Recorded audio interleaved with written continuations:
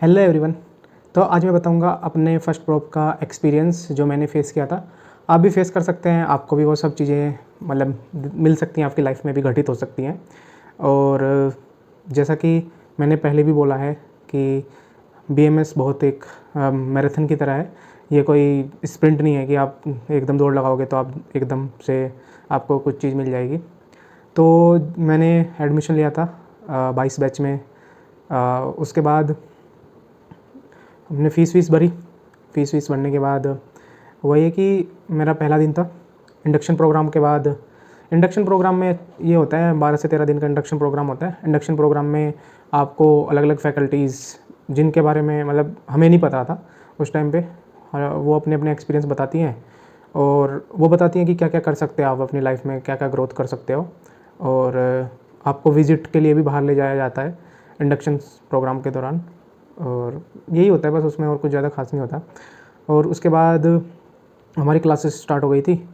तो जैसा कि हमें पता नहीं था कि पदार्थ विज्ञान नाम का भी कुछ चीज़ होता है, ठीक है, कि पदार्थ विज्ञान होता है। संहिता का पता था, चरक संहिता ये वगैरह ये तो सब पता होती हैं कि इन सब का तो पता था कि संहिता वगैरह पढ़ाई जाती है। संस्कृत का भी थोड़ा बहुत आइडिया था कि थोड़ा बहुत संस्कृत पढ़ाया जाता है। आइडिया ये नहीं था कि संस्कृत अलग से होता है सब्जेक्ट, ये था कि संहिताएँ होती हैं वो संस्कृत में होती हैं, वही पढ़ाया जाता है।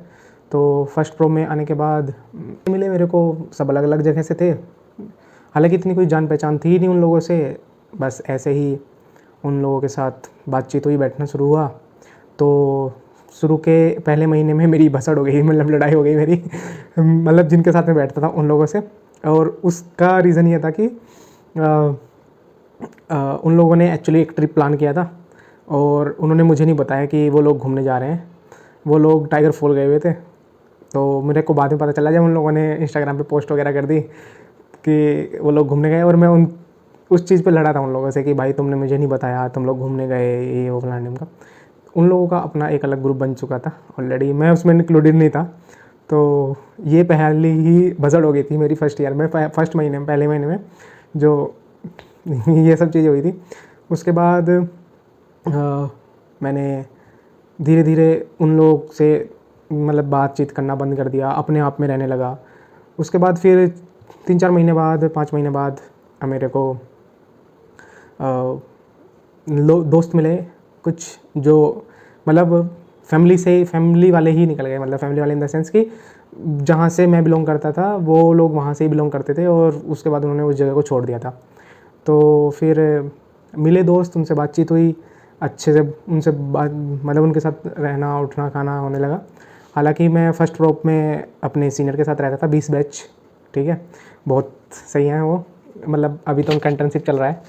और फिर हुआ ये कि पहला महीना दूसरा महीना ऐसे ही गया, इसी भसड़ में गया कि मैं ऐसा सोचता था कि मेरे भी दोस्त होने चाहिए थे, मैं भी तो डिज़र्व करता हूँ दोस्त, ये वो फलाने का सब चीज़ें चलती थी माइंड में कि भाई मैं क्यों नहीं डिज़र्व करता हूँ अच्छे दोस्त। तो फिर मैंने सोचा ठीक है जैसा है, कोई दिक्कत नहीं है भाई, फिर मैं अपने आप में रहने लगा। उसके बाद एग्ज़ाम हुए, इंटरनल एग्ज़ाम हुए। इंटरनल एग्ज़ाम में मैं कभी पास नहीं हुआ, फर्स्ट फ्रॉक के कभी भी पास नहीं हुआ।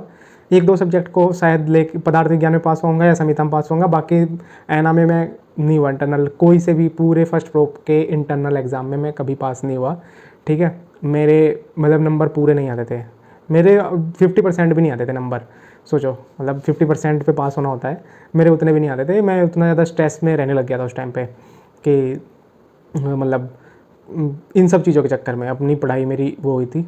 और उसके बाद फिर 6 महीने हुए, साल हुआ। उसके बाद थोड़ा समझ में आया कि कैसे करना है, क्या करना है। धीरे धीरे मतलब 1 साल 1.5 साल पूरा लग गया इस चीज़ को समझने के लिए। फिर फाइनल एग्ज़ाम हुए, फाइनल एग्ज़ाम दिए। फाइनल एग्ज़ाम देने के बाद मतलब मेरे को लगा था, मैंने घर वालों को बोल दिया था कि एक सब्जेक्ट में बैक लग सकती है, वो भी एना के फर्स्ट पेपर में, क्योंकि मैं उतना अच्छे से अटैम्प्ट नहीं कर पाया था। और उसके बाद फिर हालांकि मैं पास हो गया था बॉर्डर लाइन पे पास हो गया था। और फिर हमारे कॉलेज में काफ़ी सारे इवेंट भी होते हैं, जैसे एनुअल फंक्शन हो गया और ब्लड कैंप हो गया, या स्पोर्ट्स जो होता है हमारा वो वाले हो गए। मैंने फ़र्स्ट ईयर में उतना ज़्यादा इन्जॉय नहीं किया।